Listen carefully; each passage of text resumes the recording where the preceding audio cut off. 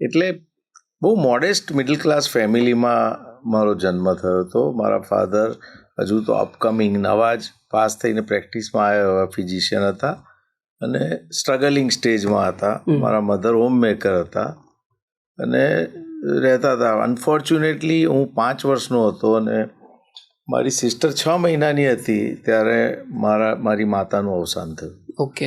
એટલે એ વખતે એક મોટો જોલ્ટ આવ્યો હતો અને હું મોસાળમાં મોટો થયો. મારા ફાધરે ફરી વખતે મેરેજ ના કર્યા કારણ કે એમને એવું હતું કે અમને ભણાવવાના છે મારે અને પછી બધું ડિસ્ટર્બ થશે, એટલે મોટો સેક્રિફાઈસ હતો. અને મોસાળમાં મને માતાની ખોટ ઓછામાં ઓછી ચાલે એવી રીતે હું મોટો થયો મારા નાના નાની ને મામાઓ સાથે. અચ્છા, વાહ. એટલે અને ભણવામાં મારું ધ્યાન મારા ફાધરે બહુ જ રાખ્યું સ્કૂલ ટાઈમથી અને પછી પણ. બરાબર. અને હજુ પણ રોજે રોજ મારે એમને ઓડિટ મારું કરે કે આજે કેટલી પ્રોસિજર થઈ, કોઈ કોમ્પ્લિકેશન થયું. ઇઝ 90 અત્યારે વર્ષના. શું વાત છે. એટલે ઓફકોર્સ.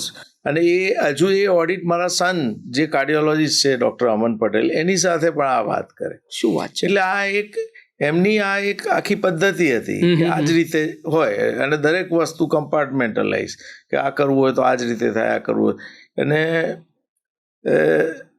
જે રીતે મારો ઉછેર થયો એમાં 2 કોન્ટ્રાસ્ટ સિચ્યુએશન. એક બાજુ નાના નાની અને મામા, એટલે મોસાળમાં એવું કહેવાય કે મોસાળમાં ભાણો જાય એટલે ભાણો બગડી જાય કારણ કે બધા બહુ પેમ્પર કરે અને હકીકતમાં એવું હતું. અને બીજી બાજુ એકદમ એક્સ્ટ્રીમલી સ્ટ્રિક્ટ ફાધર.